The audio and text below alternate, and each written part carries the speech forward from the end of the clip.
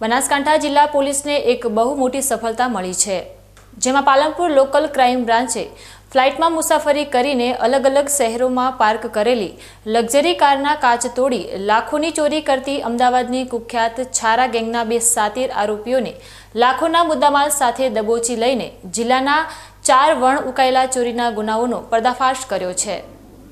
બનાસકાંઠા જિલ્લામાં છેલ્લા કેટલાક સમયથી પાર્ક કરેલી 4-વ્હીલર ગાડીઓના કાચ તોડીને તેમાંથી કિંમતી સામાન અને રોકડ રકમની ચોરી થવાના બનાવો સતત વધી રહ્યા હતા, જેને રોકવા માટે જિલ્લા પોલીસ વડા પ્રશાંત સુંબેના સીધા માર્ગદર્શન હેઠળ પાલનપુર એલસીબીની ટીમને ખાસ તપાસ સોંપવામાં આવી હતી।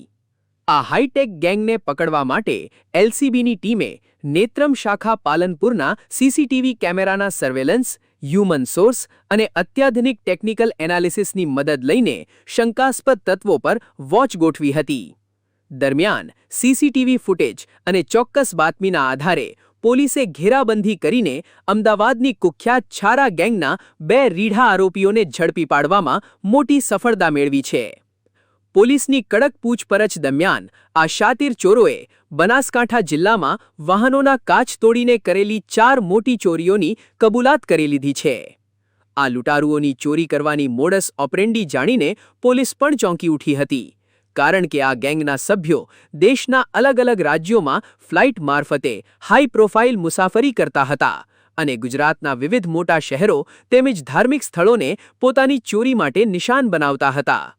તેઓ રસ્તા પર પાર્ક કરેલી મોંઘી ગાડીઓની રેકી કરતા અને પળવારમાં જ કારના કાચ તોડી અંદર રાખેલી રોકડ રકમ, સોના ચાંદીના દાગીના તેમજ કિંમતી લેપટોપ અને બેગની ચોરી કરીને રફૂચક્કર થઈ જતા હતા। પોલીસે પકડાયેલા આ આરોપીઓ પાસેથી રોકડા ₹1.5 લાખ તેમજ ગુનામાં ઉપયોગમાં લેવાયેલ મોટરસાઇકલ મળી કુલ ₹2,20,000નો મુદ્દામાલ જપ્ત કર્યો છે। પોલીસ તપાસમાં એ પણ સામે આવ્યું છે કે આ ગેંગ અગાઉ પણ અલગ અલગ પોલીસ મથકોમાં 25થી વધુ ચોરીના ગુનાહોમાં સંડોવાયેલી છે, ત્યારે હાલમાં એલસીબીની ટીમે આ બંને આરોપીઓ વિરુદ્ધ કાયદેસરની કડક કાર્યવાહી હાથ ધરીને અન્ય જિલ્લાઓમાં આચરેલા ગુનાહોનો ભેદ ઉકેલવા રિમાન્ડ મેળવવાની તજવીજ શરૂ કરી છે। આ બનાવના અનુસંધાને એલસીબીની જુદી જુદી ટીમો બનાવવામાં આવેલ હતી અને તે સંબંધિત ડિટેક્શનની કાર્યવાહી શરૂમાં હતી। આ ડિટેક્શન દરમિયાન તે દિવસે અને તેનાથી 1-2 દિવસ પહેલાના સીસીટીવી ફૂટેજ ચેક કરીને લગભગ 500થી વધુ સીસીટીવી કેમેરા ચેક કરીને આરોપીની અને તેના વ્હીકલની ઓળખાણ કરવામાં આવી।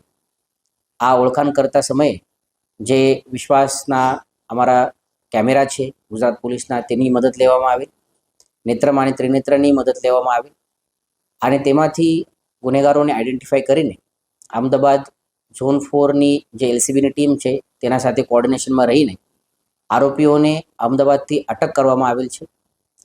2 આરોપીઓને અટક કરવામાં આવેલ છે, જેનાથી પહેલા આરોપી સતીશ લાલિયા સરપલી કરીને છે, જેના ઉપર અત્યાર સુધી 27 જેટલા ચોરીના ગુના રજીસ્ટર્ડ છે। બીજા આરોપી નકુલ રાજુભાઈ તમાઈ છે કરીને છે, જેના ઉપર 16 જેટલા ચોરીના ગુના દાખલ કરવામાં આવેલ છે। આ બંને આરોપીઓ પાસેથી 1.5 લાખ જેટલા રોકડ રૂપિયા અને 17,000 જેટલા રકમના મોટરસાઇકલ રિકવર કરવામાં આવેલ છે। આના સિવાય 2 આરોપી વોન્ટેડ છે, પારસ અને જયંતિ, જેના ઉપર 22 અને 8 જેટલા ચોરીના ગુના દાખલ છે। આ જે ગેંગ છે આ ગુજરાત રાજ્યના જુદા જુદા જિલ્લાઓમાં ચોરીના ગુનાઓ કરતી હોય છે। અત્યાર સુધી તેઓને જે ગુનાઓની માહિતી છે એ સુરત, બડોદા, અમદાવાદ, દાહોદ ખાતે તેઓ દ્વારા આ ગુના કરવામાં આવેલ છે, તે પ્રમાણે માહિતી અમારા પાસે છે। તપાસમાં તેની અન્ય વિગત અમારા પાસેથી અમારા પાસે આવી જશે। આના સિવાય આ ગેંગની એક જુદી એમો આ પ્રમાણે હતી કે ફ્લાઇટના મારફતે દેશના જુદા જુદા મોટા શહેરોમાં જઈને આ લોકો ચોરીઓ કરતા હતા, જેમાં ખાસ કરીને કોલકાતા જઈને આ લોકો દ્વારા કોલકાતાના હેસ્ટિંગ્સ, નોર્થ પોર્ટ અને અલીપોર પોલીસ સ્ટેશનમાં ચોરીઓ કરવામાં આવેલ છે। તે પોલીસ સાથે પણ અમે સંપર્કમાં છે। આ ગેંગના પકડવાથી જે કાચ તોડીને ચોરી કરવાની જે ચોરીઓ હતી તેના ઉપર અંકુશ આવે તે પ્રમાણે અમારી અપેક્ષા છે। અત્યારે ઇન્વેસ્ટિગેશન શરૂ છે, ઇન્વેસ્ટિગેશન દરમિયાન હજુ પણ માહિતી સામે આવશે તે પ્રમાણે અમારા પ્રયત્ન છે। આવી હાઈ પ્રોફાઇલ અને શાતિર ગેંગ પકડાતા બનાસકાંઠાના વેપારીઓ અને વાહન ચાલકોએ મોટો રાહતનો શ્વાસ લીધો છે અને પાલનપુર એલસીબીની આ સચોટ અને ત્વરિત કામગીરીએ સાબિત કરી દીધું છે કે ગુનેગાર ભલે ગમે તેટલો સ્માર્ટ હોય અને ફ્લાઇટમાં ફરતો હોય પણ બનાસકાંઠા પોલીસના કાયદાના લાંબા હાથથી તે ક્યારેય બચી શકવાનો નથી.